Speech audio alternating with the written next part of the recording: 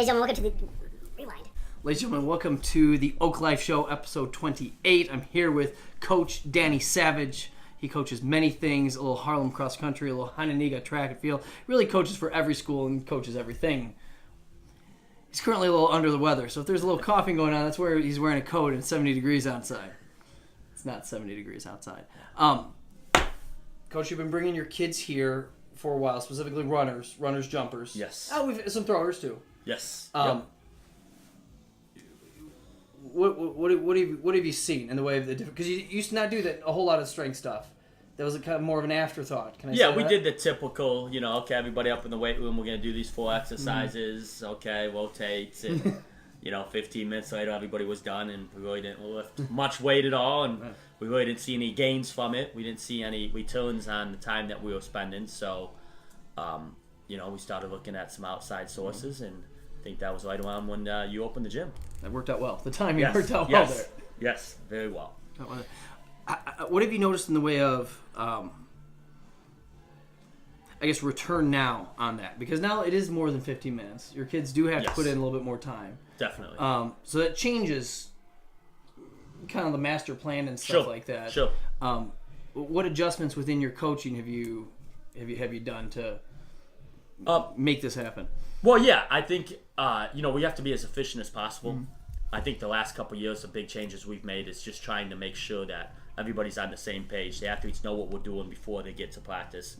The athletes know what's expected of them at practice. Right. So if they know it's a short sprint day, they know what they're going to be doing. They know if it's a field event day, what they're going to be doing, or if it's a blocks day, so that they get a little bit more comfortable. Once they're comfortable with what they're doing, they're going to go at it a lot better. They're going to be able to get in the pattern a lot easier, and it's going to make us more efficient. So when we're efficient, the girls are happier, and the girls are going to work harder because they know they're getting the most out of their time, and that's key. So wasting time is bad. Wasting time is bad. In the way of, so kids come here, and they do specific, it's very hip-centric, especially with runners and jumpers. Mm-hmm.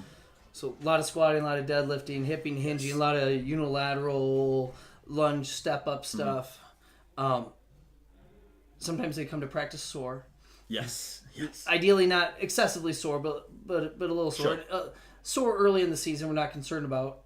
Sore later in the season, when running is a huge priority, that's a big concern, and that's why we back it off as the season goes on. Have you had to like lower the volume up? Have you been able to up the volume? What have you seen with injury stuff? We really haven't had to change the volume too much. Okay.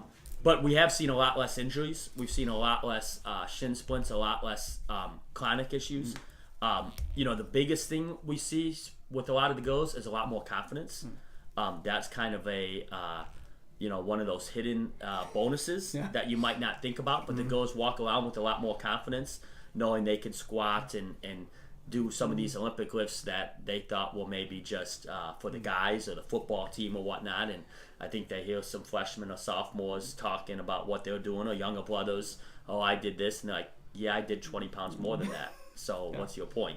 So I think it gives them a little bit more confidence in just in daily life about what they're doing. And that's going to rub off, academically. It's going to rub off athletically. So that's been one of those unseen, unpredicted as far on my end, surprises that's really helped, because those girls really just come a little bit more confident to practice and to meets. Gotcha. And that's nice, because I'm assuming they perform better because of that confidence a little obviously, bit? Okay. The more confident you are, the better you're going to be. You're not getting yourself out of the game right before the gun goes off, or you even get on the bus. So that's good. And the injuries have gone way down with the girls, and we're able to do a little bit more. So the volume really hasn't changed, but the speed has changed.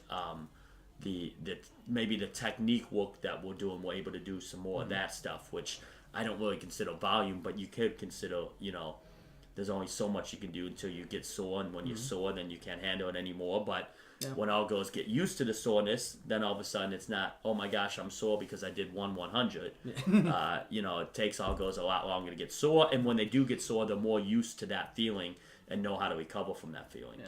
So that's been huge too. Yeah, I think you see a lot within the upper level competitive sport, with track field, whatever. Most people are training smart. They're doing their acceleration work, their top end work. You know, even your Olympians, they're all doing stuff. But it's almost like the race to recover. Who can recover quicker Sure. and feel better, so then they can hit that next workout and hit it hard. Yes. Not just like, oh, I'm doing it, but like have that energy and when you get to those top athletes, they're all going to work hard. Yeah. They're all going to push themselves, and they're going to push themselves too hard and get injured. And you almost have to watch that more than worry about them slacking off or anything. And just like anything, the recovery is the key. The best athletes in the Olympics are the ones who recover the quickest. Yeah. The quicker you recover, the harder you can work. The harder you work, the better you're going to do in the competition. But if you work too hard, you get injured. Yeah. So there's a line there. Very fine line. Yeah. Well, especially if you have, state track, sure, multiple days, multiple races, fatigue sets in. It's hot, it's cold. Finals, prelims, finals, blah blah blah. That gets tough. I had another question. Now I totally lost it. It's been really, really, really good.